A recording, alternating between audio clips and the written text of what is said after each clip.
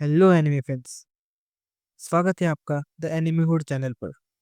पिछले एपिसोड में हमने देखा था कि यूटा ने इटाडोरी के हार्ट पर अपने कटाना से स्टैब कर दिया था। क्या इटाडोरी की कहानी खत्म हो गई थी? आज हम वही एक्सप्लेन करेंगे जुजुत्सु काइसन सीजन 3 एपिसोड 2 को पूरे डिटेल में। तो स्टार्ट करते हैं। एपिसोड की शुरुआत वहीं से होती है जहां यूटा ने यूजी को खत्म कर दिया था और सुकुना को भी इस चीज का एहसास हो गया था। अब सीन शिफ्ट होता है चोसो और नाओया जेनिन के फाइट पर। नाओया की प्रोडक्शन सॉसरी चोजो पर भारी पड़ रही है। चोजो को समझ नहीं आ रहा है कि नाओया इतना तेज कैसे मूव कर रहा है। नाओया चोजो को टॉन्ट करते हुए कहता है कि वो बहुत स्टबबॉर्न यानी ढीठ है। तभी चोजो एक बहुत डीप बात बोलता है। वो कहता है कि वो 10 भाइयों में सबसे बड़ा है, इसलिए वो हार नहीं सकता। नाओया को ये बिग ब्रदर वाली लॉजिक बिल्कुल पसंद नहीं आती। वो चोजो पर अटैक करता है, पर चोजो अपनी फ्लावर रेड स्केल टेक्निक से अपनी आंखों का मसल्स बूस्ट कर लेता है ताकि वह नाओया की फास्ट अटैक को ट्रैक कर सके। लेकिन नाओया होशियार है। वो एक हिडन नाइफ से चोजो को स्टैब कर देता है। नाओया को अपने बड़े भाइयों से नफरत है क्योंकि उसे वो कमजोर लगते हैं। पर चोजो का कहना है कि एक बड़ा भाई, चाहे अच्छा हो या बुरा, को छोटे भाइयों के लिए रास्ता बनाता है। इस बीच चोजो अपना पूरा खून ब्लड जमीन पर फैलाता है। चोजो कोई आम इंसान नहीं है।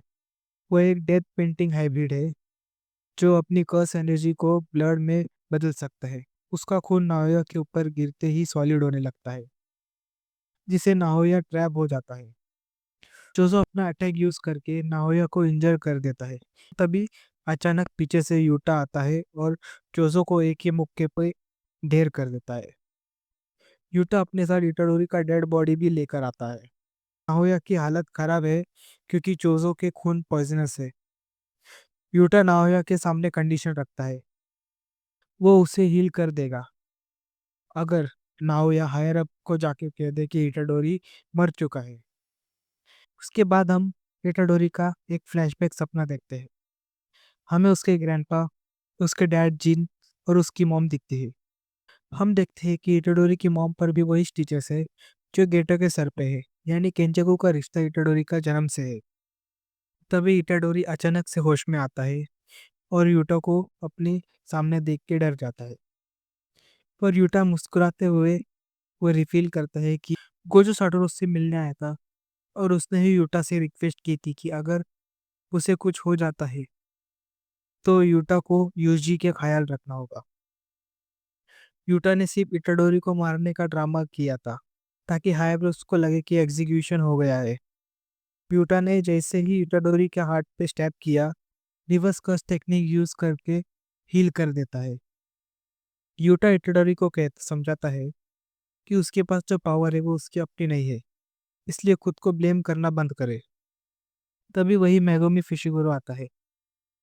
इटाडोरी अभी भी गिल्ट में है और वापस नहीं जाना चाहता, पर मेगोमी उसे समझाता है कि वो कोई हीरो नहीं, वो जुजुत्सु सोर्सर है जिनको लोगों को बचाना ही होगा।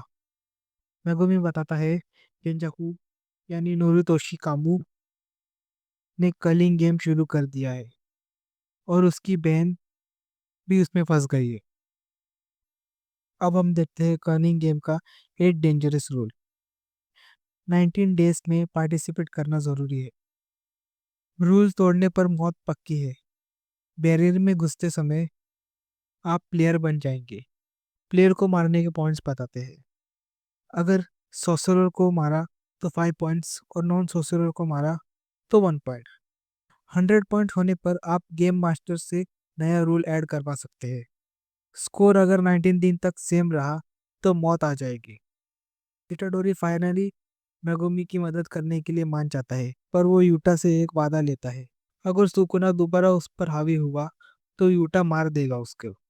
इटाडोरी मेगुमी और यूटा डिसाइड करते हैं कि उन्हें मास्टर टेंगिन से मिलना होगा। इनका प्लान है मास्टर टेंगिन से मिलके ताकि वो गोजो को प्रिज्म रिल से आज़ाद कर सके। रास्ते में इटाडोरी नोबारा के बारे में पूछता है, पर मेगुमी शर्मिंदा होकर सर झुका लेता है। जिससे साफ पता चलता है कि नौपारा की हालत बहुत बुरी है। ये लोग जुजुत्सु हाई के कॉरिडोर में घुसते हैं, पर टेंगेन का स्टार कॉरिडोर तक पहुंचने का रास्ता बहुत कॉम्प्लिकेटेड है।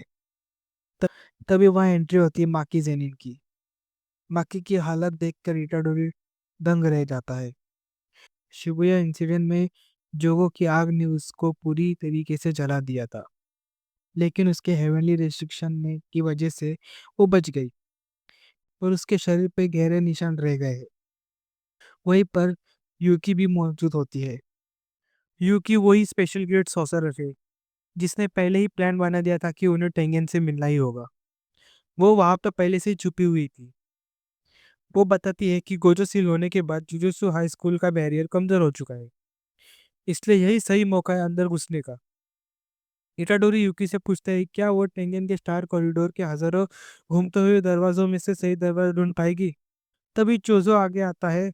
चोजो बताते हैं कि उसके 6 भाइयों की डेथ पेंटिंग वही एक सेफ तिजोरी में रखी हुई है, और वो अपने भाइयों को प्रेजेंस से सेंस करके उनको सही रास्ते तक लेके जा सकता है। चोजो उन्हें उस जगह ले जाता है जहां 12 साल पहले तोशी फुजिकोरो ने रिका को गन शॉट से मार दिया था। यूकी बताती है कि सारी गड़बड़ और करप्शन की शुरुआत इस स्टार कॉरिडोर से शुरू हुई थी। जब वो मेन हॉल में पहुंचते हैं तो वहां सिर्फ खाली जगह और रोशनी दिखती है। सबको लगता है कि टेंगेन उनसे मिलना नहीं चाहता, लेकिन जैसे ही वापस जाने लगते हैं अचानक से पूरा माहौल बदल जाता है। मास्टर टेंगेन की आवाज घूमती है, कैसे हो तुम लोग। मास्टर टेंगेन का नया रूप देख के सब हैरान हो जाते हैं। मास्टर टेंगेन अब इंसान से ज्यादा कर्स स्पिरिट बन चुका है, और वही एपिसोड एंड हो जाता है। तो दोस्तों ये था एपिसोड 2 का फुल हिंदी एक्सप्लेनेशन ब्रेकडाउन। अगर आपको ये वीडियो पसंद आया होगा तो लाइक कीजिए और द एनिमे हुड को सब्सक्राइब करना मत भूलना। मिलते हैं अगले वीडियो में। Thank you for watching this video.